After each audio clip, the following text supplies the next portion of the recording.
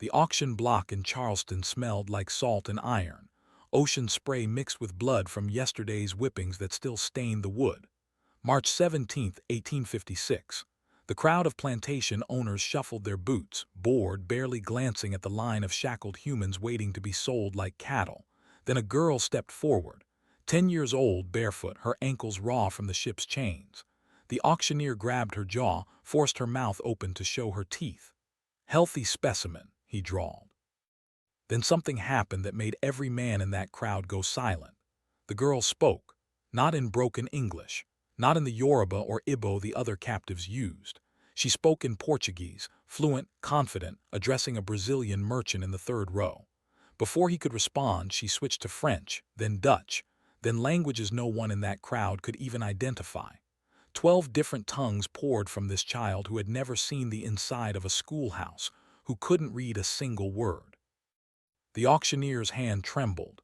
He'd sold thousands of human beings, but he'd never seen this. One plantation owner leaned to another and whispered a question that would haunt the South for decades. "What the hell is she?" But what nobody knew, not the auctioneer, not the buyers, not even the other enslaved people watching, was that this impossible gift would become the most dangerous weapon in the slave system's history. A weapon that would dismantle plantations, liberate hundreds, and expose a conspiracy so vast that even after emancipation, powerful families would spend fortunes trying to erase this girl from every record. Her name was Nala, and this is the story they never wanted you to know. The man who bought her that day was Edwin Rutherford, owner of Bellwood Plantation, 3,000 acres of cotton fields 30 miles inland from Charleston. According to the bill of sale, currently held in the South Carolina Historical Society archives, he paid $1,200 for her, triple the price of an adult field hand. The other buyers thought he was insane. Rutherford's ledger, dated March 18, 1856, contains a single notation: "Purchase translator." Potential worth: invaluable. He wasn't wrong. Bellwood wasn't like other plantations. It was massive, operating more like a corporation than a farm, and Rutherford had a problem that was costing him thousands. His enslaved workforce came from everywhere: West Africa, the Caribbean, even a few who'd been traded up from Portuguese colonies. They couldn't communicate. Work was inefficient. Rebellions started from misunderstandings. Rutherford needed control, and control required communication. Nala became his solution. Within a week, she was translating orders from overseers to field workers, Yoruba to English, Fon to Portuguese, Mandinka to Dutch. She moved through the plantation like a ghost, her small frame carrying messages between people who had been isolated in their own linguistic prisons for years. The enslaved people called her Voice. The overseers called her the Parrot. Rutherford called her his best investment. But hear what nobody noticed. Nala wasn't just translating. She was learning the layout of the plantation, learning which overseers were cruel, which were lazy, which could be bribed, learning the rhythms of the patrols, the schedules of the buyers who came through, the network of roads that connected Bellwood to neighboring plantations. And she was doing something else, something that wouldn't become clear for 2 more years. She was building a map, not on paper, she couldn't write, but in her mind, in 12 different languages. She was constructing a network of trust, communication, and coordinated resistance that would terrify slaveholders across 3 states. In the summer of 1856, Rutherford made a decision that would ultimately destroy him. Neighboring plantation owners, hearing about his miraculous translator, began requesting her services. A girl who could communicate with enslaved people from any region. That was useful. That was profitable. Rutherford started renting Nala out. $5 per day, plus transportation. She'd spend a week at Riverside Plantation, translating for their new Congolese arrivals. Then 2 weeks at Oakmont, helping coordinate a construction project with enslaved builders from Martinique. Then a month at Thornhill, where a recent purchase of 50 enslaved people from Mozambique had created a communication crisis. For Rutherford, it was easy money. For the other slaveholders, it was a temporary solution to a persistent problem. For Nala, it was freedom. Not legal freedom. She was still enslaved, still property, still subject to whipping if she disobeyed. but freedom of movement, freedom to see beyond the boundaries of a single plantation, freedom to meet hundreds of enslaved people across dozens of locations, and freedom to plant seeds. On June 4, 1856, at Riverside Plantation, Nala met a man named Kofi. He was 53, kidnapped from the Gold Coast 20 years earlier, and he spoke Twi. According to testimony given by his granddaughter in 1932, recorded in the Federal Writers Project Slave Narrative Collection, Kofi had been planning an escape for months, but he was isolated. The other enslaved people at Riverside spoke Igbo, Portuguese, Creole, English. He couldn't coordinate, couldn't trust, couldn't build the alliances he needed. Nala translated for him, first just work orders, then quietly, carefully other things. She told him about the routes north she'd heard mentioned. She told him about other plantations where escape plans were forming. She told him about a network of free black people in Charleston who could be trusted. And then she made him a promise. When the time comes, I'll make sure everyone knows, all of us, together. By early 1857, Nala had been rented to 14 different plantations. She met over 600 enslaved people. She'd memorized names, languages, skills, family connections, and hiding spots across a geographic network spanning 120 miles. And she'd started doing something that would later be described by historians as either genius or impossible. She'd begun coordinating. It started small. At Riverside, she told Kofi about a blacksmith at Oakmont who could forge documents. At Oakmont, she told the blacksmith about a conductor on the Underground Railroad who passed through Charleston every 3 months. At Bellwood, she told a woman named Tandu about safe houses in North Carolina. She wasn't giving them a plan. She was giving them pieces, fragments, connections. And she was doing it in 12 different languages, ensuring that even if one conversation was overheard, it couldn't be understood by the overseers. According to a letter written in 1893 by Reverend James Mitchell, a former enslaved person who knew Nala, held in the Smithsonian's National Museum of African American History and Culture. Nala spoke in tongues, but not the holy kind. She spoke in the language of freedom, switching between them so fast that even if a white man was standing 3 feet away, he'd have no idea what was being said. She tell one group something in Yoruba, another in Fon, another in Dutch, and only when you put all the pieces together could you see the map. She was a living cipher. But building a network wasn't enough. Nala needed timing. She needed resources. And she needed one more thing. She needed the slaveholders to trust her completely. Oh, she made herself indispensable. When Rutherford's overseer suspected a plot at Bellwood in March 1857, Nala was the one who uncovered it. She interrogated the suspects, enslaved men who'd been planning a small rebellion, and reported their plans in full. The men were whipped, one nearly to death. The other enslaved people looked at Nala with hatred. Kofi confronted her that night, speaking in Twi so no one else could understand. "You betrayed them."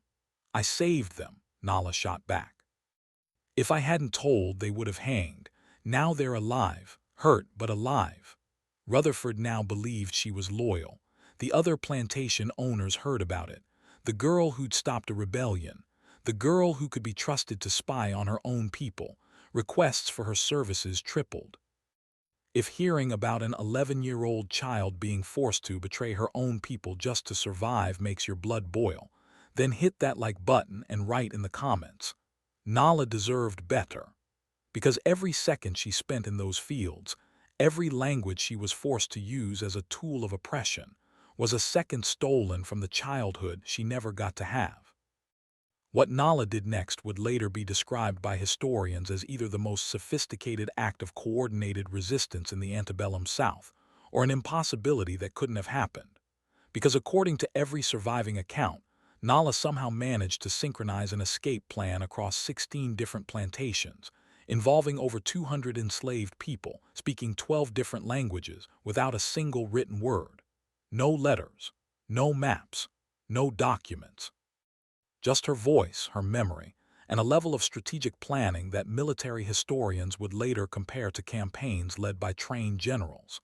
Between November 1857 and March 1858, Nala was rented to 11 different plantations under the guise of managing communication during a yellow fever outbreak that had created chaos across the region. At each location, she held what appeared to be routine conversations, translating work orders, calming fears, answering questions. But embedded in those conversations were instructions. At Riverside, she told Kofi and Twee, "December's moon, watch for the signal." At Oakmont, she told the blacksmith in French, "Forge tools, 10, hide them in the east barn." At Thornhill, she told a woman named Amara in Portuguese, "Teach 3 people to read signs, north stars, moss on trees." At Bellwood, she told Tandu in Yoruba, "Count the guards, track their rotations, find the gaps." She was building a machine. Each plantation was a component. Each person was a gear. And the timing had to be perfect. According to testimony collected by the Freedmen's Bureau in 1868 from survivors of what would later be called the March Exodus, Nala had given every group a different instruction set, knowing that if one plantation's plan was discovered, it wouldn't compromise the others. But here's the part that historians still debate. How did she synchronize it? The answer was almost insultingly simple. Nala had told them all to watch the sky. March 15, 1858, the night of the new moon, the darkest night of the month. March 15, 1858, the temperature dropped to 41 degrees, unseasonably cold for South Carolina. At Riverside Plantation, Kofi lay awake in the men's quarters, listening to the sounds of 23 other men breathing, coughing, shifting on their wooden slats. Outside, he could hear the guards, 2 of them packing their boots crunching on gravel. At 2:00 a.m. the pattern changed. One guard went to relieve himself. The other lit a cigarette. For exactly 4 minutes the path between the quarters and the eastern tree line was unwatched. Kofi stood up. 14 other men stood with him. No words, no signal, just movement. They slipped out through a gap in the wall that had been carefully loosened over weeks. In the darkness they ran. At Oakmont, the blacksmith handed tools he'd forged to the first group that emerged from the tree line. Axes, knives, not for violence, for cutting through underbrush, for survival. At Thornhill, Amara led a group of 32 people, including 7 children, toward the northwestern road. They moved in complete silence. At Bellwood, Tandu's group encountered a problem. One of the overseers was walking the grounds. The group froze in the shadows. The overseer walked within 10 feet of them, stopped, lit a lantern. For 43 seconds they were exposed. The overseer yawned, extinguished the lantern, walked back toward the main house. By 3:30 a.m., groups from 11 plantations had successfully reached the first rally point, a dense forest 5 miles northwest of Charleston. Over 180 people gathered there in the pre-dawn darkness, speaking a dozen different languages, meeting each other for the first time, and waiting for Nala. She didn't come. By 4:00 a.m., panic was setting in. Then someone saw movement at the edge of the forest, a small figure running. Nala emerged from the darkness, breathing hard, her dress torn, blood on her feet from running barefoot through the underbrush. Kofi grabbed her shoulders. "What happened?" "Rutherford knows. He woke up early, checked the quarters. They're already sending riders." The group erupted in panic. Nala held up her hand. The forest went silent. Riverside's group, "Go north on the main road, fast and loud, make them see you." Kofi stared at her. "That's suicide. That's a decoy." Oakmont and Thornhill, "Take the eastern route through the swamps, slow and silent." Bellwood, "You're with me. We're going west, then north, 3 different directions. They can't chase all of us. They'll catch Riverside." Riverside volunteered. According to testimony from the blacksmith Jacques, collected in 1889, the group split exactly as Nala ordered. Riverside's group, 23 men, ran north on the main road, deliberately making noise, leaving obvious tracks. They were chased. Hard. 14 were captured. 9 escaped. 3 were killed. But while the slaveholders were focused on Riverside's group, 157 other people disappeared into the South Carolina wilderness, moving in 2 separate directions, coordinated by a 12-year-old girl who couldn't read a map. Stop, pause, take a breath. If your world just shifted a little bit, if you're realizing that resistance was so much bigger, so much more sophisticated than they taught you in school, hit that like button and show that you're ready for the truth. because Riverside's group didn't just die for nothing. They died buying time for 157 others to taste freedom. The manhunt lasted 3 weeks. According to records from the Charleston County Sheriff's Office, dated March 1858, over 300 men were mobilized. Reward posters offered $500 for information. Dogs tracked scent trails through swamps, and they caught people. 53 were recaptured within the first week. 17 more were caught trying to board ships. 8 died from exposure or dog attacks, but 114 people made it to freedom.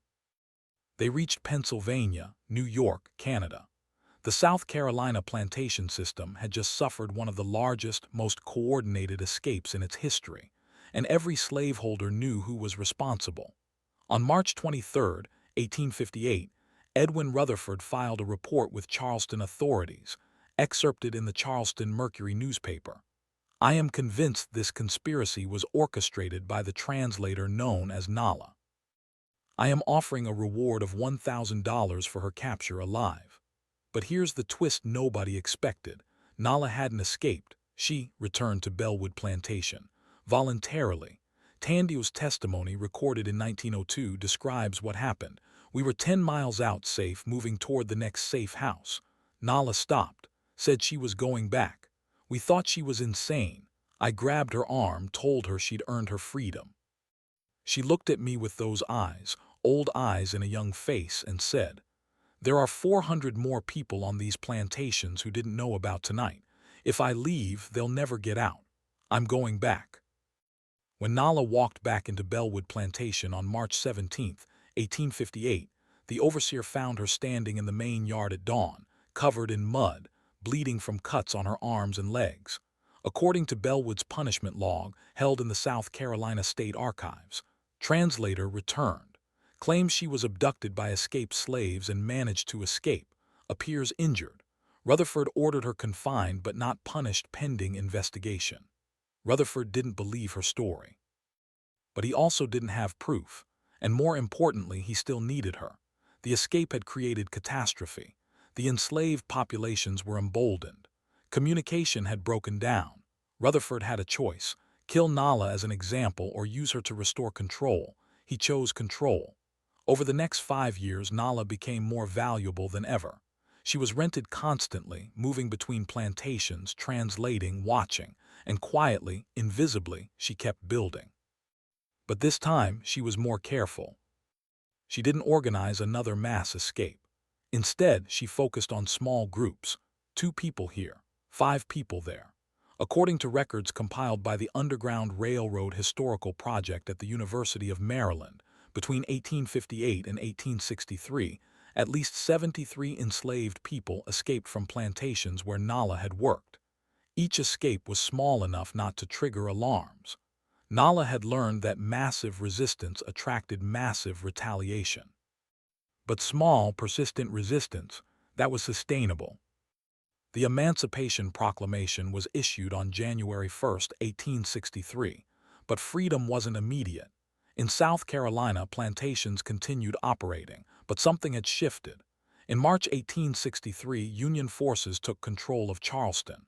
Bellwood Plantation was abandoned by Rutherford. The enslaved people, including Nala, were declared free. Most left immediately. Nala stayed. For 6 more months, she lived in abandoned quarters, translating for Union officers, helping reunite families, teaching people how to navigate the bureaucracy of freedom. And she started learning to read. At 27 years old, after 17 years of enslavement, after speaking 12 languages fluently, after coordinating 2 massive resistance efforts, Nala finally sat down with a primer and learned the alphabet she'd refused at 11. According to a letter written in 1864 by Lieutenant Daniel Harris, a Union officer held in the National Archives, "There is a woman here who speaks more languages than our entire translation corps combined. Yesterday, I saw her reading a newspaper, slowly, haltingly, but reading. When I asked why she waited so long to learn, she said, 'I didn't need to read to resist, but I need to read to rebuild.'" They wanted you to never find this story. They wanted Nala erased from the history books, her name scrubbed from plantation records, her resistance made invisible. But now you know. Now the power is in your hands. Hit that like button and show that you're not afraid of the truth. Because this isn't just history, it's a blueprint for what coordination, courage, and refusal to accept powerlessness can accomplish. By 1865, Nala had become a figure of legend among freed black communities in South Carolina. In 1866, she was hired by the Freedmen's Bureau as an official translator. She earned $15 per month and worked until 1871, traveling across South Carolina and Georgia, helping newly freed people navigate legal systems and testify in court cases. She assisted in over 300 legal cases. Testimonies she translated helped convict 17 former overseers of assault and fraud. She reunited at least 140 families separated during slavery, but the backlash was brutal. Reconstruction was collapsing. In 1871, Nala's home in Charleston was burned by white supremacist groups. She survived, and then she disappeared from the public record.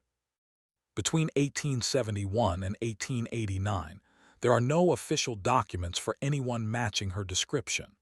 What happened during those 18 years remained a mystery until 1889, when a woman identifying herself as Nala appeared at the offices of the Freeman, a black-owned newspaper in Indianapolis. She was 53 years old, and she had a story to tell. In interviews conducted between May and September 1889, published in the Freeman and archived in the Library of Congress, Nala revealed that after the arson, she'd spent 8 years infiltrating the convict leasing system, the mechanism that allowed southern states to arrest black people on minor charges and force them to work under conditions worse than slavery. She worked as a translator in courtrooms and prisons, documenting abuses and smuggling information to northern newspapers. Between 1872 and 1879, she collected over 400 testimonies from people trapped in convict leasing. She couldn't write them herself, so she memorized them. In 1879, she traveled to Washington, D.C., and dictated those testimonies to a congressional aide. The resulting report, submitted to the House Committee on Labor in 1880, contained 73 pages of documented abuses. It was buried. The committee never held hearings. The Freeman interviews caused a sensation. Black newspapers reprinted them. White newspapers dismissed Nala as a fabricator, but the black community knew better. Testimonies from survivors corroborated her story. Nala became a symbol. She'd weaponized language, turning the slaveholders' dependence on her into the mechanism of their undoing. But Nala's story doesn't end with triumph. She died poor. In 1893, Nala passed away in a boarding house in Indianapolis. She was 57. According to her death certificate held in the Marion County Health Department archives, the cause of death was pneumonia. She had no living relatives, no significant assets. Her obituary in the Freeman was 6 sentences long. No monument was erected. No school was named after her. For decades, her story was forgotten, buried in archives. Why? Because Nala's story is dangerous. It reveals that enslaved people weren't passive victims. They were strategic, coordinated, sophisticated. It shows that systems of oppression have vulnerabilities that can be exploited. It asks uncomfortable questions. How many other Nalas were there? How many other networks existed? How much of what we call history is just the story powerful people allowed to survive? And here's the modern parallel. The same systems Nala fought still exist. Convict leasing became mass incarceration. Plantation labor became prison labor. Today, 2.3 million people are incarcerated in the United States, a disproportionate number black and brown. Many work for cents per hour. It's legal. It's constitutional. The 13th Amendment explicitly allows slavery as punishment for crime. Today, communication is monitored, organizing is surveilled, people coordinating resistance face digital suppression and retaliation. The tools have changed. The strategy hasn't. Nala's story matters because it reminds us resistance is always possible. Even in the most oppressive systems, there are cracks. There are people who refuse to accept powerlessness. There are networks forming right now. And there are always people willing to sacrifice everything to build something better, because Nala didn't wait. At 10 years old, kidnapped, enslaved, surrounded by brutality, she didn't wait for permission. She used what she had, her mind, her voice, her impossible gift, and she built a weapon. And that weapon freed hundreds. Today, you didn't just watch a video. You witnessed a suppressed truth dragged into the light. You learned about a girl who spoke 12 languages but couldn't read, who organized a revolution while enslaved, who spent her life fighting systems designed to crush her, and won again and again, until those systems killed her with poverty because they couldn't kill her with chains. If you want more people to know this story, share it. Like it if you believe this history matters. Write in the comments, Nala was a strategist, because that's what she was, not a victim, not a symbol. A strategist who outmaneuvered slaveholders, coordinated mass resistance, and exposed the lie that oppression is inevitable. Subscribe because the next video is about another figure they erased from history, someone even more dangerous to the narratives we've been taught, someone whose name you've never heard but whose impact shaped the world you live in.